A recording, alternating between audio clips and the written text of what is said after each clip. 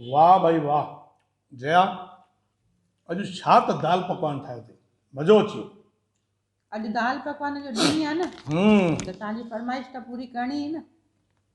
शुक्राना शुक्राना, इन करे त असां तव्हांजा भॻत आहियूं। अॼु हिन ख़ुशीअ जे मौक़े ते दाल पकवान जे ॾींहुं मां तव्हां सभिनी खे ऐं तव्हांखे ख़ासि करके दाल पकवान जी हिकिड़ी कविता थो ॿुधायां, पोयम। ॿुधायो ॿुधिजो।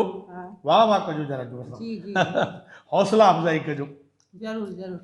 खाए बाबो अमड़ अदी, भाभी चाहे मामी। खाए बाबो अमड़ अदी, चाहे भाभी चाहे मामी। खाए साली चाहे घरवारी, मूंखे त ॿुधी करे वात में थो अचे पाणी। दाल पकवान, हिते ई दाल पकवान। वाह वाह वाह वाह वाह, क्या बात। खाए बुढ़ो ॿार जवान, दाल पकवान दाल पकवान। हिन सां तव्हांखे मां मुखातिब करायां दाल पकवान सां। हे अथई सतपुड़े जो सौट, हे अथई सतपुड़े जो सौट, हे अथई पापड़ जो चाचो। हे अथई सतपुड़े जो सौट, हे अथई पापड़ जो चाचो। हे अथई पूड़ीअ जो बाबो ऐं मालपुए जो मामो। अरे हे त अथई फुल्के जो पुफाट, हे तई फुल्के जो पुफाट, हे तई कोकीअ जो बासात।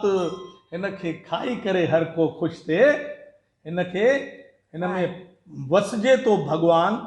दाल पकवान दाल दाल पकवान। वाह, क्या बात है क्या बात है। हाणे ॿुधो दाल जी आखाणी। ॿुधायो। हाणे ॿुधो दाल जी आखाणी, हीअ तई हर घर जी राणी।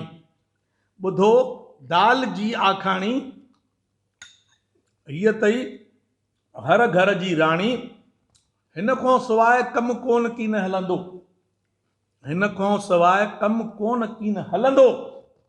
जीअं हर घर में ज़रूरी आहे घरवारी। वाह वाह वाह वाह वाह, क्या बात है। जीअं हर घर में ज़रूरी आहे घरवारी, ईअं पकवान सां गॾु दाल आहे ज़रूरी।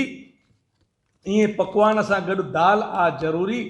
चहिरी चटपटी पीली खटी तिखी, चहिरी चटपटी पीली खटी तिखी। थोड़ो धाणनि जो ॾेसि बुरको, थोड़ो अंबचूर जो चुरको।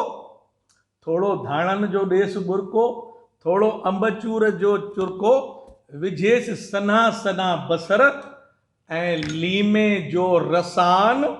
दाल पकवान दाल पकवान। सभिनी खे क्या बात है क्या बात है। दाल पकवान जो ॾींहुं मुबारक हुजे। बहुत बढ़िया। दिलि सां खाओ ऐं ॿियनि खे बि खारायो। सिंधी ॻाल्हाईंदा रहिजो। जय झूलेलाल। हैप्पी दाल पकवान डे।